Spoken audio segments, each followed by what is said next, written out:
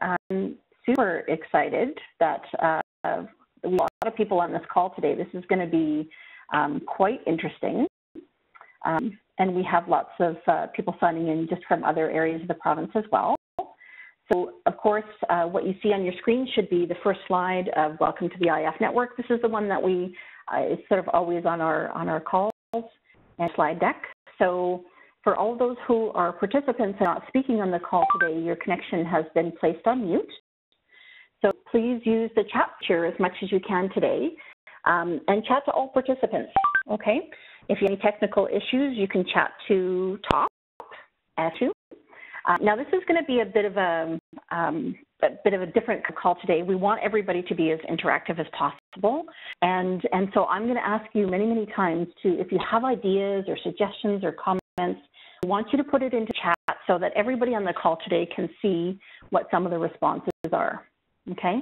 We have some lovely people who are going to be assisting us and chatting today, but we also want to hear from everybody else. So please, you can, if you've got multiple people in a room, then just have somebody who's designated to maybe type in some responses, because we really want to hear from you. One of the things that we do in this network is we try really hard to share knowledge, and we can definitely do that by putting as much into the chat as we can so that we all can benefit from that. This is, again, just one of the things we say every single time. We have new people on the call today who are part of the network. We don't always know, and so we just try to review some of these little housekeeping things every time. So if you're putting something into the chat, it's always best to select all participants. So everybody has the benefit of seeing your comments. And then, of course, if you, it says send to at the very bottom of your chat here, if you just click the drop down, and if you have any technical issues, you can choose the host or top, okay? We do want to, first of all, to just type in where you're from and your name and where you're at today. Again, as I mentioned before, if you've got multiple people in a room, then just say, we've got, you know, Evans outside PCN with like 14 people here. I'll throw that in the chat as soon as you get a chance. That'd be great. Give people a moment to do that.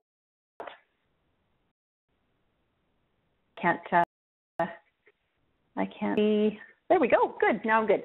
Okay. So why we come together as part of the IF network is we work very hard to collaborate with one another, to share experiences that we've had, to own some of the messaging that we get from the province, to empower each other with new skills and some of the awesome work that's happening around the province. So that is one of our main reasons for having the IF network and also these calls, so that we connect with as many people as possible and share some of the things that we're doing. All right, so today's call is about managing resistance.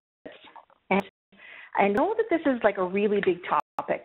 And so, so what we wanted to do was sort of address and discuss some of the really common things that we hear from providers and teams when we're working toward the medical home. Now, this is really quite a broad topic, and so we can't cover everything, but what we're hoping today will be very useful. And I've got slides here. Okay. So our role revolves primarily around supporting changes at the clinic level. And so having various tools at our disposal is very helpful to us. And these tools assist us to understand the people we work with. We also know that through the work of change management, that the sequence in which these things, which these teams move along is super important. And sometimes we can assume that a team or a person is further along in that sequence than they really are and can remain stuck. So our job is to figure out where they're at and how to help them move forward. So here's my first question to everybody on the call today. What do people need to make change? So I really want you to start firing some of the stuff into the chat. Please feel free to just make it one word or a sentence or whatever you think is appropriate. Okay. Oh, good. Facts, awareness, safety. I love these. Keep them coming, you guys. Support, ambition, positivity, knowledge, love it. Instead of WIFM, yes, WIFM, for those who aren't familiar, is what's in it for me. Leadable, their own aha moments, comfort. Okay, these are fantastic. Keep them coming. What we're hoping is everybody else is going to see these answers as well, not just me, okay? So, you guys keep putting stuff into the chat. So, what to make a change? Well, they need some knowledge, and they need some awareness of what these are or the opportunities that they can take to make improvements. They also know the what's in it for me. So good job, Carrie, for throwing that in the chat. That's the what's in it for me, or the WIFM. So we need to have a bit of a desire in there. We need to have like a kind of a reason for wanting to do this, and maybe be motivated a little bit to move it forward. The other thing you need to be able to do is take some commitment and put things into action, right? So if we really aren't terribly committed, I mean, it's really hard, like a teenager, right? It's really hard to get them to clean their room if they're not really committed to having a clean room, right? All the things advancing not well. They also need to have some ability to do those things. So if you have some expectation that people need to configure their EMR and run reports, if they don't have an ability to do that, if it's not a skill they have, that's going to be difficult. Oh, goodness. So in order to, when you start putting all these things together, you start to see some major change. And so in order that we address the change is going to be really, really important. So that means that we have some major building blocks that we have to build a foundation and then build upon that foundation in order for change to be super successful. So we are going to talk a lot about ADKAR today, but it's really, we thought it was really important to kind of throw this one out there. And this is one of the models that is very often used, and I certainly hear it a lot in the roles that I've been in our field. And so ADKAR, for those who have never seen this before, is really an acronym for a model of change. And so A being awareness, D being desire, K being knowledge, A being ability, and R being reinforcement. So, so as we said earlier, there is a reason why we do these things in order. Okay, in order to start making some change, we need to have some awareness of why I need to make change. Why is this important? What does this mean for me? We have to create some desire. If you jump, what we could do is, at times we'll jump straight to knowledge, and we'll say, okay, we need to get something reported out here for your clinic, and I'm going to show you how to do it, right? But if the doctor is like, I don't really want to do this, and I don't see a point, or like, why is the PCN making me do this? All these things that we might hear from our clinics. If he has no desire to do it, then we're going to get stuck, because we spend quite a bit of time teaching them how to do something, but if they really don't want to do it, it's really difficult to get them there. Okay, so if we miss one of those things along the way and we don't do them in that really great order, then we can hit some brick walls, right? And many of us on the call, I think, have likely experienced those kinds of brick walls before, and those are the kinds of things we're going to talk about today. And so how do we get past those brick walls? Well, that is the magic of facilitation.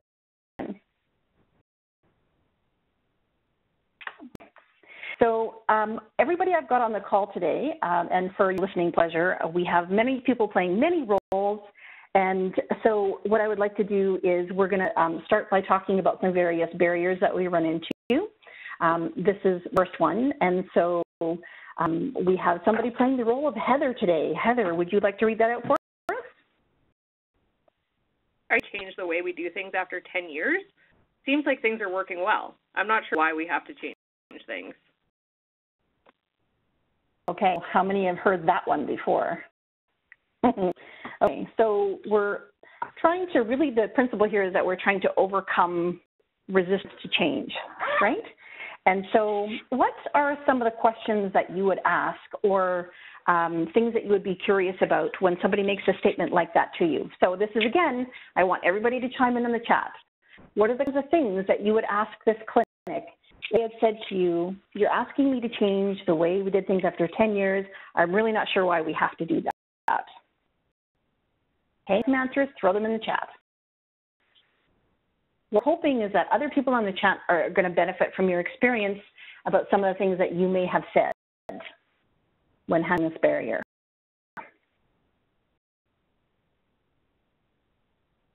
Excellent. So Maya says, what works well the way you think do things now? Lana says, is this the most efficient way? Oh, this is one of my favorites, Terry. What things frustrate you of your current practice? That is an excellent question. I love that one. Now, that can take you a lot of different ways, but it's a great question. Okay, feel free to keep putting those things in there. Again, other people on the call are going to love the way that you phrase things and word things, so please keep putting those in. The Edmonton Oliver PCN, can you measure your outcomes? Ooh. Okay, so we have Ariel. And Ariel is an IF who is working at Helena PCN. And she is going to tell you a little story about how she may have handled this one in one of her clinics. Ariel? Hi, Anne. I had this experience when I had clinic management and staff not wanting to or resisting verifying patients at the clinic when they arrived. The background that I had on the verification issue was that referrals were being delayed and patients were not being able to be reached. So the first thing I started to do was ask them questions and basically what their frustrations were. So one thing I'd asked was, how often are referrals delayed or appointments missed due to patients not being able to be reached? To their response, I had asked, what if I could help decrease this numbers or make this problem go away? Oftentimes I knew that there were letters being returned because of wrong addresses. I asked that question as well. What can we do to make this more efficient when we're sending out mail? Another question asked, I heard there was issues. We started doing the verification and had some shortcomings and misses, and I was listening and being aware of that. I continued to ask questions. I asked partway through was, what is the time spent at the clinic arrival verifying the patient's information versus the time being spent trying to gather the information or find the information after the patient isn't with us? In this situation, we worked through our issues and decided that moving forward we would meet in the middle. Clinic staff and myself agreed to start verifying booked patients only, walk-in patients that were well. Progressing forward, I would have loved the gold standard that TOP sets out of verifying every time we have patient contact. Fortunately, that was not realistic for our clinic and our workflow, so we agreed to verify patients at least every 3 months. Moving forward, things that I've done to keep going with the motivation and prevent resistance in the future is posting verification rates for the clinic staff to see. And just continuing to listen for issues and misses and also positive things that are happening so I can share that with staff and help everyone to learn and continue to do the verification, because finding out that there are good things happening from it.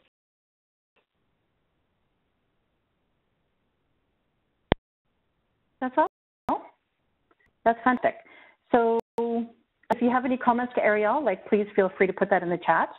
I really liked what you said about booking only validated patients and not the unvalidated patients. That's really interesting. I've never heard anybody do that. Let's say that one before, so that's fascinating. Also, I really liked what you said about posting verification rates. I have personally seen that one be quite effective as well. That's sick. Does anybody have any questions for Ariel?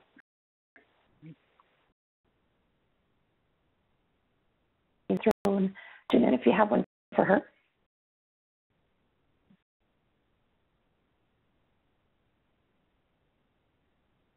No questions here yet, Ariel? Well, I like that. I really like that quite a bit. Thank you so much for sharing your experience on this particular area. Thank you. So we have Dr. Green on the line. Dr. Green, would you like to ask this one? No, this is Big Brother. They want my data. I'm not letting anyone have access to my charts, period. Hopefully a lot of these ones that we're going to be talking about today are ones you've probably heard more than once. Okay, so what we're trying to do here is overcome some fear or maybe some privacy resistance, right? Fears of privacy being being the problem. And so what we want to ask these questions as far as the clinics, what would we want to ask them? What are the things that we might say to them to help them overcome that barrier? So again, everybody jump in on the chat. I want to know what some of the things that you might say. IFs around this province and on the call who may have not seen your questions phrased in exactly the right way, and so these are all going to be super helpful.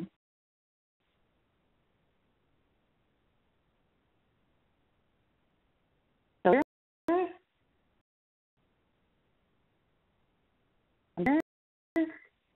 that this big brother, they just want my data. Anyone have access to my charts? So Eric and said they need the facts. They need to know what are the positive outcomes to submitting the data. Rhonda says that's a valid point. I can show you data from other clinics that have utilized these tools. Oliver PCN, can you tell me more about what you're concerned about? Can you think of, or sorry, who you think might be wanting the data?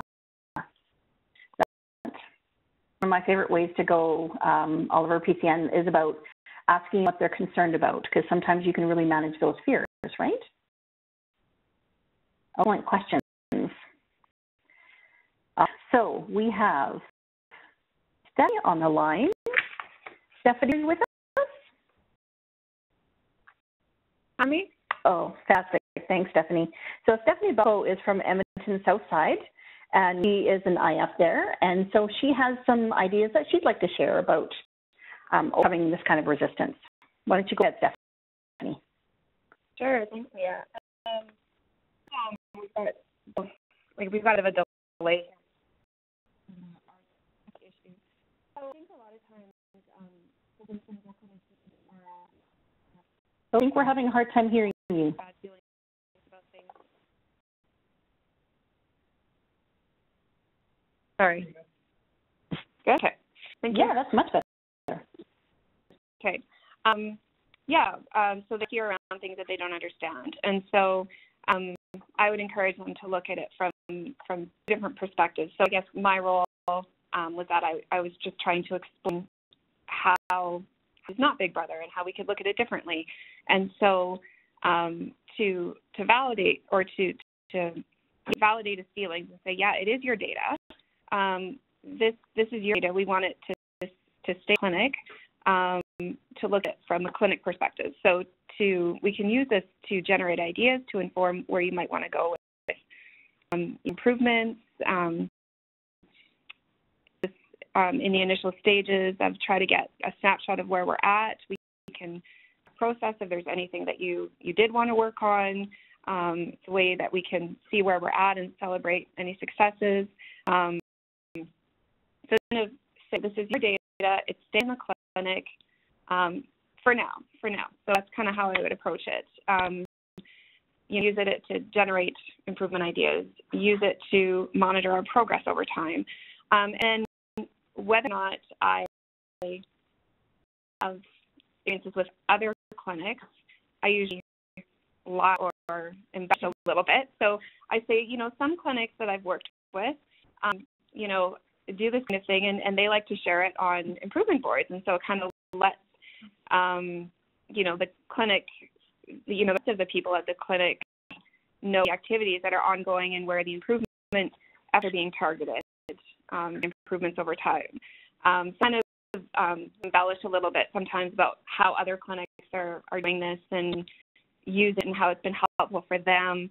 I can see that, one of my clinics has 15 docs and they've decided to have it all anonymized so they can go and double check and figure out, ACD, what doctor they represent, and they can still see where they fit within the other docs in their clinic. But nobody, the stays of the clinic, nobody else knows or can pick them out individually. And so I like to put things at ease with that. Like, we're using this for improvement. We're not using this for judgment.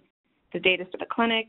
I wrote an extra little note to myself. I think a lot of times we aren't as, well, it's good to be thoughtful about, like, this is their business.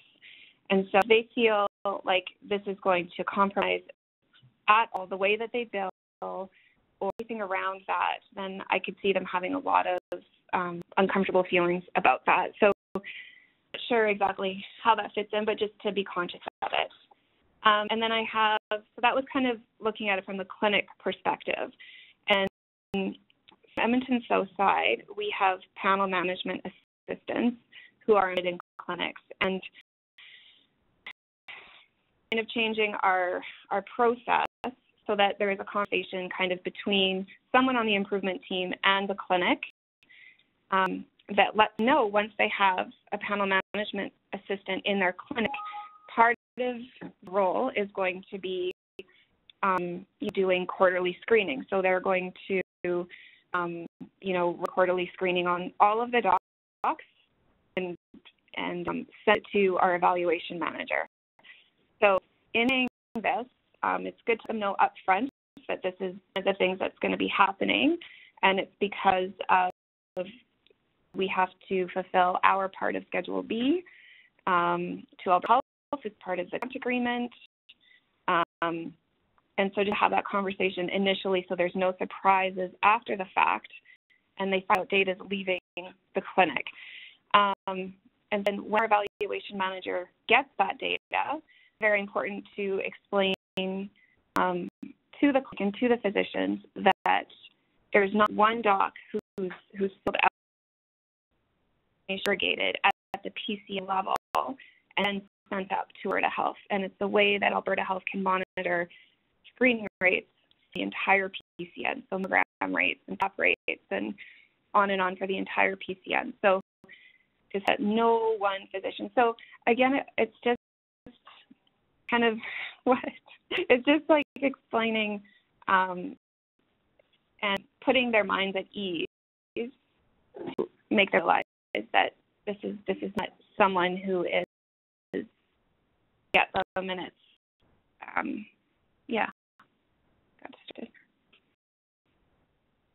Great, Stephanie. Thank you very much for sharing your experience and in the next doing that. If anybody has any questions for Stephanie, please throw those in the chat. Please right now. But I liked what you said, Stephanie, about how your data is for you to reflect on, right? That is your opportunity to look and see how things are going for you in your clinic, and the data will become anonymized when it leaves the clinic, right? That there's judgment. I'm just capturing some of the things that you're saying. There's no judgment to the physicians about whether or not, actually, I'll just rephrase, in one of my clinics, for example, I have said, nobody's going to look at you, doctor, back and say that you have a terrible PAP rate, right? Because it's not necessarily a reflection of your practice. Sometimes it's just where things are getting put in the EMR, or not you're capturing PAPs that are done outside of your clinic, right? And so things that all can be done, and we can do that once we see your data. Right? And then you also talked about letting them know up front, sort of those conversations with the PCN to build awareness to say this is going to be happening. And, for some PCNs, that's part of their service agreement, right? And just maybe helping them out to realize that when it gets to the PCN, it's anonymized at that point. So anybody have any further questions for Stephanie before we go on to the next barrier? Anybody on the line? A couple of seconds. All the stuff that's coming on the chat, guys, so please keep it coming. We just love that you can do this. So we really appreciate you sharing that with us today. I'll go on to the next one. So one is people that have concerns of time or the amount of workload it's going to cause. So we have somebody on the line who's playing the role of Maureen. Maureen, did you want to read that out for us? I get involved, but we just have a small staff. We just don't have the resources or time. We can keep our heads above water as it is. All right. Thank you, Maureen. Again, we hear this everywhere we go. So start putting yours into the chat. Start letting know what kind of things would you want to ask this clinic. What sort of things might you be curious about? What are the what would you like to know about this clinic that you maybe don't already know? How might you handle this barrier? Oh, Edmonton over PCN. Let's look at what takes up the most time and see if we can speed it up. Awesome. I love that suggestion. Anybody see more? I can truly understand your concerns about time. What would I give some time back on? Laura says, are all the right people doing the right tasks? Oh, that's a good one too, Laura. Okay, Charlotte. Okay. For any tiny slice of time you're willing to give us. That's great. Kathy, we should do some process maps. Okay, excellent tools. Today we have on the line Sam Malone, who is from South Calgary PCN, and he has some things that he would like to share about his clinics down South Calgary. Sam, do you want to jump in? Thanks, everyone. Hope you're doing well. I think I know most of you. So, anyways, hey. Yeah, recently I was at a clinic just last week, and I had implemented blood pressure, height, and weight for their ASAP maneuvers to show yes triggers on that access EMR. I know the week after or later in that week, the regional manager came in and shut the whole trigger down, and it was because the nursing staff had said they didn't have enough time to do BP, height, and weight. All of your questions were really great as to like prompts, getting people going and trying their ideas about not having enough time. What I like to do is then sit down, especially with upper management, and then the staff, each in their own little groups or one at a time, time permitting, and figure out why is the roadblock. So yes, we want to do BP, height, and weight in terms of routines, but I also know that the head leader at that group wanted to do complex care plans.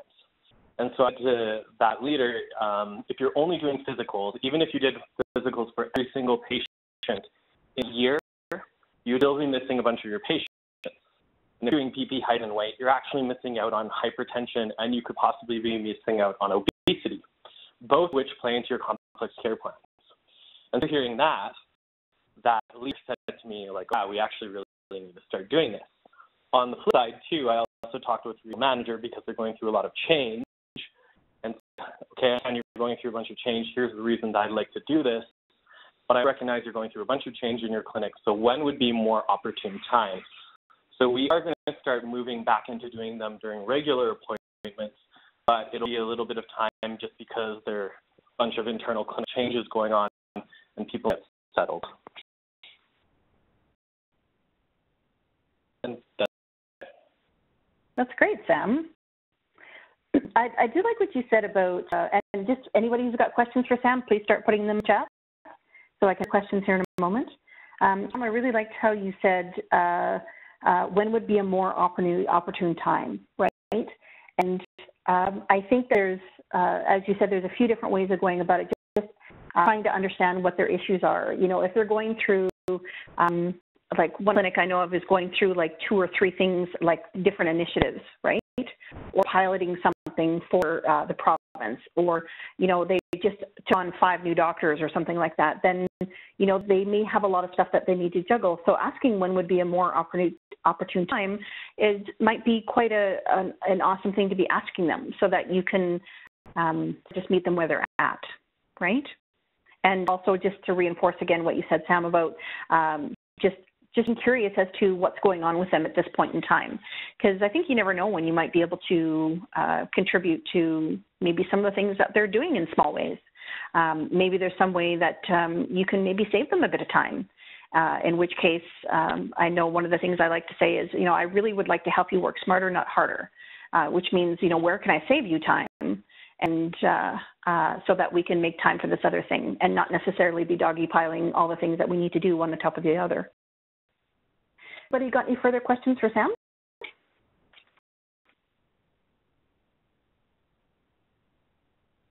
The Edmonton Oliver PCN had said after we were chatting earlier about can your team take some of that off you? Right. So if you, sort of along that question that was said earlier about are the right people doing the right things, right? Or is there some people who have a little less of a workload who could take it maybe somewhere else so that it's more balanced? All said, can you show me your workflow? Is there room for improvement? Oliver also said, can you optimize EMR? All excellent suggestions. So that's awesome. Thank you for sharing your experience with it today. All right. Okay. So the next one, confidence.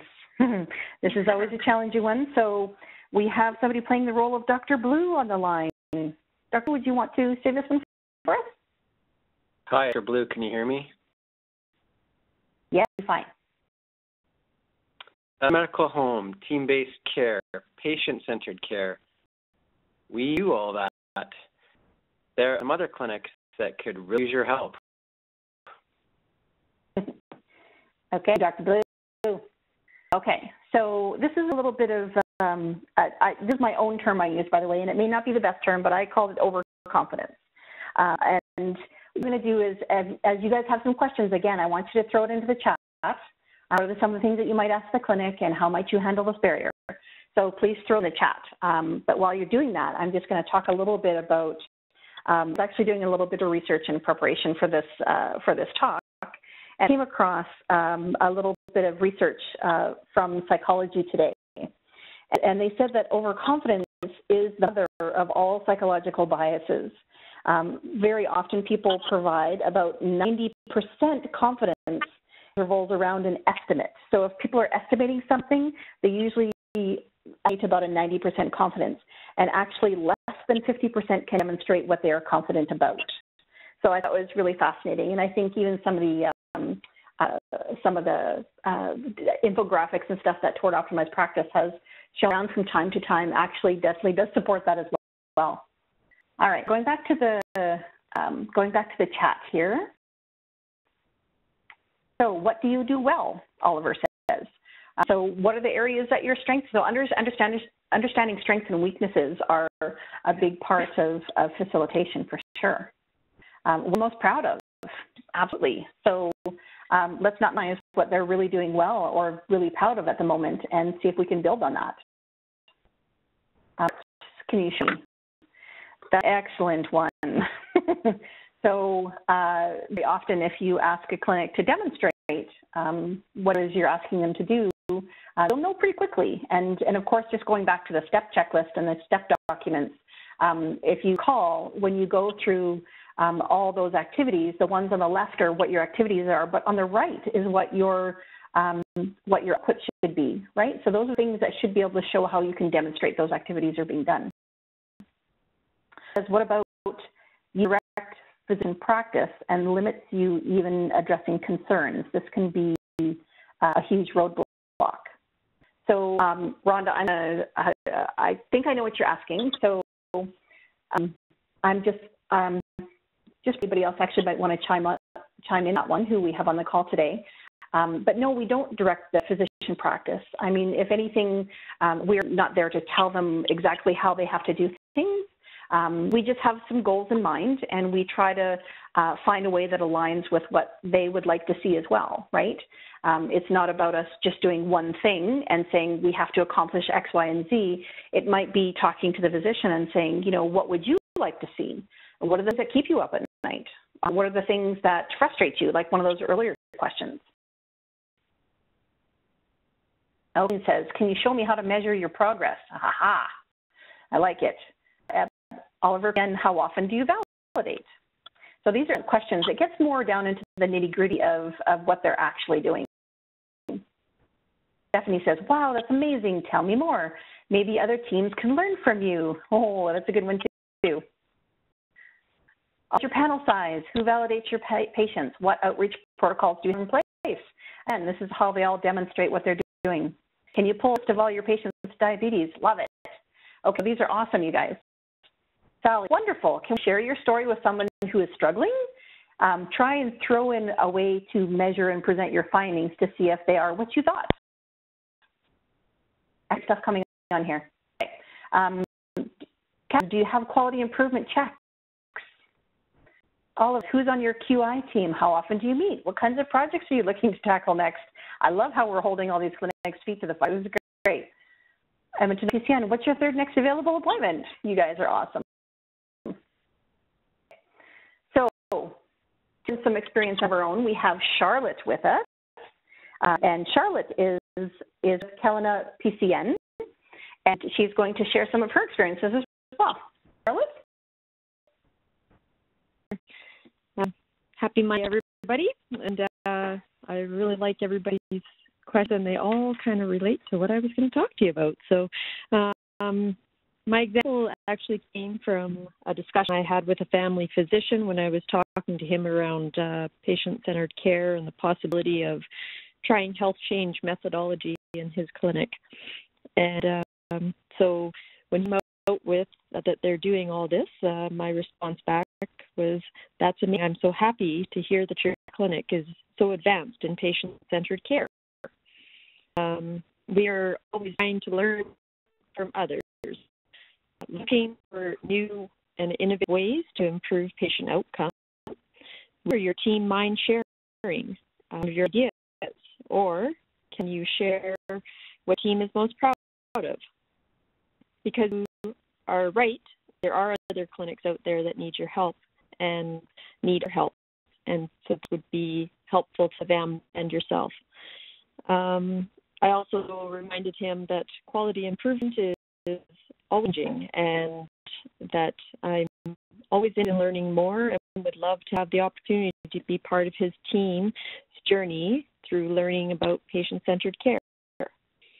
I also suggested that the research shows that teams that meet regularly both have better outcomes for success. Can you tell me how your team does this? And they asked if there would be room for myself to join to learn more as they were going along. And I think, yeah. I think we kind of reinforced a lot of the stuff that was coming through on the chat, so that's fantastic. Exactly, but just to summarize a couple things that you said learn from others. We always learn from others. Do you mind sharing the work that you're doing? Share what you're most proud of. Again, we had that in the chat as well. And also that the team meets together, has better outcomes. How do you guys accomplish this? I love that. So Red Deer PCN says, Charlotte, what was their response to that when you said it? Actually, our primary care network tomorrow is having education day, and we are doing health change methodology. And the physician that I was speaking to was actually our physician lead for the PN. So he has got into it a little bit and making baby steps towards helping him with patient-centered care. And even baby steps are still steps forward, right? That's great. That's great. Thank you, Charlotte. I really appreciate you sharing your experiences today. Awesome. Oh, thanks, Charlotte. All right, we got another one. Sometimes this is around resistance to technology. We have Dr. White on the phone. Actually, it's playing the role of Dr. White. Dr. White, would you like to read this out? Wait, with our EMR, we have it the way I like it. Yeah. Okay, so we all know that the EMR and technology is really some of our primary tools, right, that help us, reporting and measure outcomes and take care of our patients. It's a pivotal thing that we use in healthcare. So sometimes there's a lot of resistance to this, and sometimes it's in the way that A, they don't want to do anything about it, or B, they don't even know if their EMR can do something, or they're not aware that it can do something, or they just, even reflecting on myself 10 years ago, a lot of our physicians are finger pokers, right? They weren't always good at typing, and so having an understanding about some of the things that they're worried about are super important.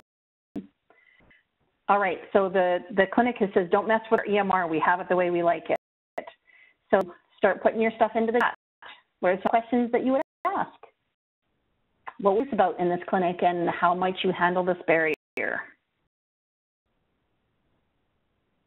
Start putting in the chat, you guys.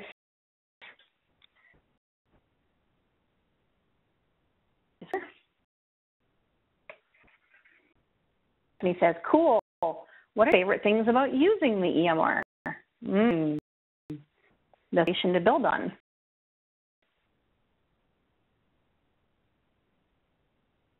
To go take the opposite side of that, Stephanie, might be a question is, what do you not like about your EMR? And you might get a bit of a rant, to be fair, for any number of things. But some of the questions are, what would you like to do better in your EMR that you can't already do? Everyone feel this way? That's in Sally. You may have one doctor in the clinic who is a complete super user, and you have another one who is like, oh, I just barely can use this thing, right? Edmonton says, trust you about your EMR. Exactly. You might get a rant, but hey, you might also get a lot of information with that question. Harry, what do the EMR did? I find that in many cases it does do what they want, but they don't even know how to use it. Very true, Terry. Do you think that there is a way to save time by making a few small changes? Absolutely. And for those I asked who have some EMR knowledge, especially if you're familiar with the EMR that they're using, you can really build some seriously good relationships and trust by doing those kinds of things for them. Barbara says, is there anything that you'd like to pull out that you can't right now? Absolutely. Or I might even suggest, why don't you pull something out for them and start having them reflect about whether or not all the right people are on that list. Nazifa, I know any changes in an EMR can be concerning. Why don't you tell me something of the things that frustrate you? Absolutely. Thanks, Nazifa. So here we have on the phone Matt, and Matt is actually new to the IF network, and so this is his first call, so welcome, Matt. Please share your experiences with us. So our experience didn't happen all that long ago. It was just the end of last year. And the clinic that just began doing ASAP, initial baseline results were a little lower than they expected. They thought they were doing much better than that. So we started maybe going in the EMR, making some rules for them, but not that because of the reasons that everything set up the way they want it already. So I think there's a bit of a barrier there. And even though scores on ASAP wasn't enough to kind of entice them to let us go in, so like people said in the chat already, I kind of took a different approach at it, and I asked them, what are things that, other things not even related to ASAP, that they would like the EMR done, to do for them. Set up an EMR wish list, we called it, a little Word document. Coincidentally enough, there was chronic kidney disease that the physician wanted, like if they were missing any labs or tests. So we made a rule for that, and it worked really well, and they were so happy, and just, you know, like a switch was flipped. They immediately wanted rules for everything, and everything in their EMR, and it was, we almost couldn't keep up because of the one little change for them. So I guess long story short is sometimes this resistance comes up, like it's don't attack this like directly on, maybe kind of come from a different angle. Not talking about any initiatives or not like that, but do something that's in their best interest at the moment, and then once you get that positive relationship, doors might open, and if you're not really, you might get a lot of work. That's about it for us, yeah. Ask it, Matt. Those are awesome. Thank you for that. So we had said that even though that had a low percentage of ASAP rates, that it really made no difference to them. They didn't see the value yet. But in order to put together a bit of a wish list for their EMR, and noticed you did some work around chronic disease, chronic disease. I can't even talk to. Thank you. I was stuttering for some reason. So once you started to show them some clinical value to what was going on, all of a sudden it flipped off the switch. Yeah? Exactly. Exactly. So I love what you said about coming from another angle. That's one of my favorite things as well. Is, you know, for example, just working with the EMR, if I happen to see a doctor going to another screen and I might be like, oh, I should show them how to do that shortcut. And I say, Dr. So-and-so, did you know you can save yourself like 4 screens by just that one button? And they get so excited because then now that makes a difference to their day. So I love what you said, Matt, about offering some clinical value and kind of from another angle. That's fantastic.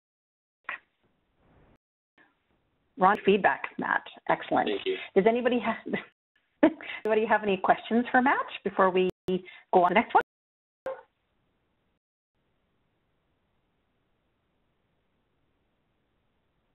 Go on to one here.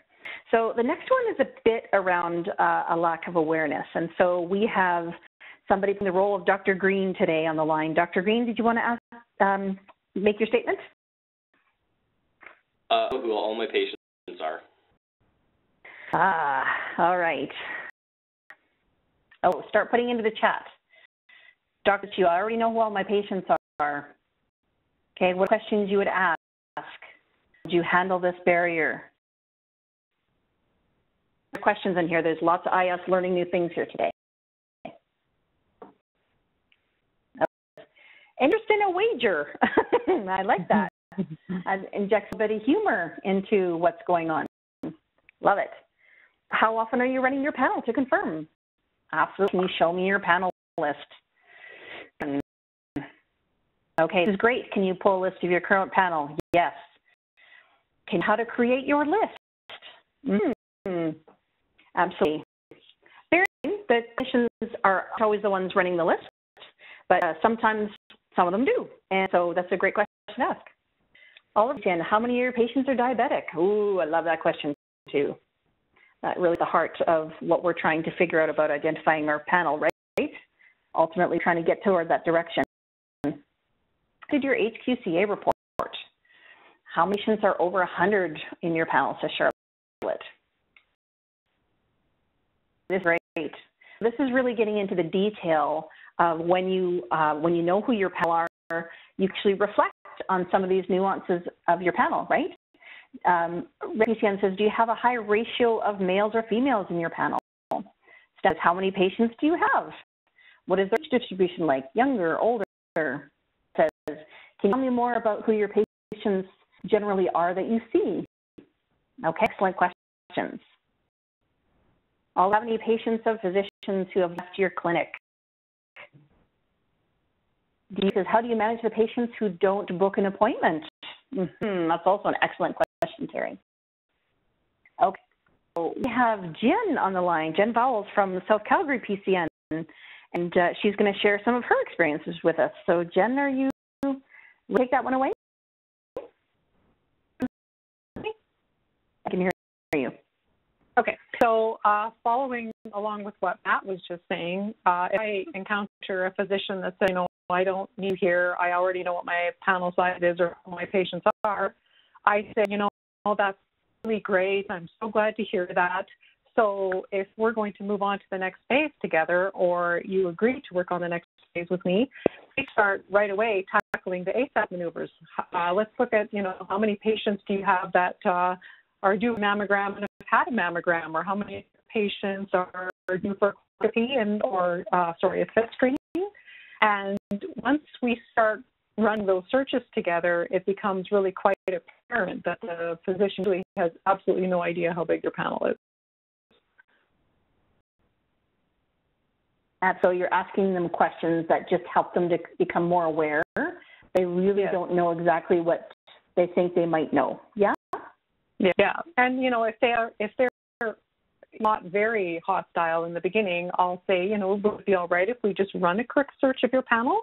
Can we see, you say you have 3,000 patients. Can we run a quick search just to verify that? And how many of those patients have actually been in the last few years?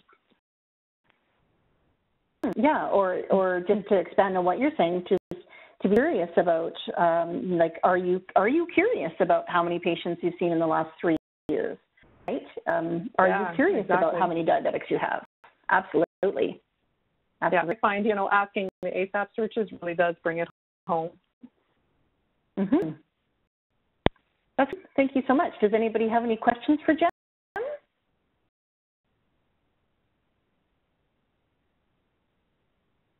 We're starting to get close to the end of our thing, so I'm going to try to speed it up just a tiny little bit here so we make sure we can get through all these for you. Thank you for joining, Jen. We really appreciate your help today. Oh, the next one is avoidance. Okay, now this here is Dr. Blue, and as you can see, Dr. Blue isn't saying anything. So sometimes that can look like somebody just really not wanting to spend time or make an appointment with you. I did hear another IF say not too long ago that whenever I walk into a clinic, this doctor ducks into another room. But it's also about, it's not always about what they say, it's about what they don't say. Sometimes just really getting to know somebody and build up a relationship, you'll sort of break in on some of those things. So I am just going to have you chime in the chat one more time. So what are some ways that we can engage physicians or providers or clinic teams if you sort of feel like they're avoiding you a little bit? What are some of the questions that you might ask, and how might you handle this barrier? Goes into the chat, you guys.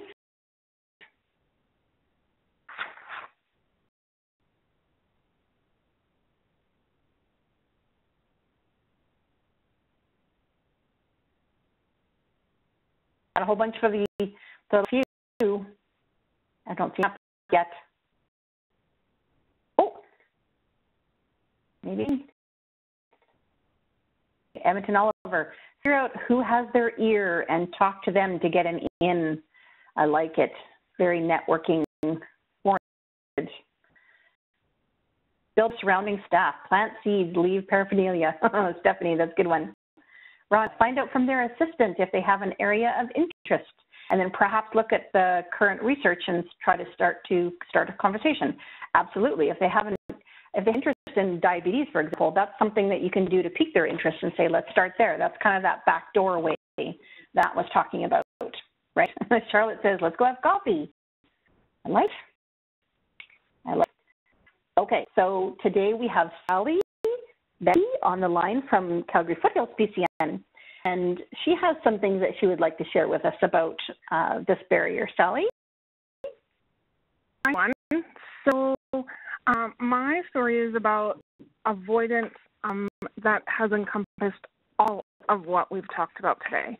So this is a smaller clinic. It's 4 physicians, and the clinic owner is one of the physicians, and he's also very business savvy. And so I used to try to have to get him on board before the others will go at his pace. So we've had many conversations about Big Brother watching. That's his most famous one, and that his staff doesn't have time, and he already knows who his patients are, even though he has a huge walk-in component.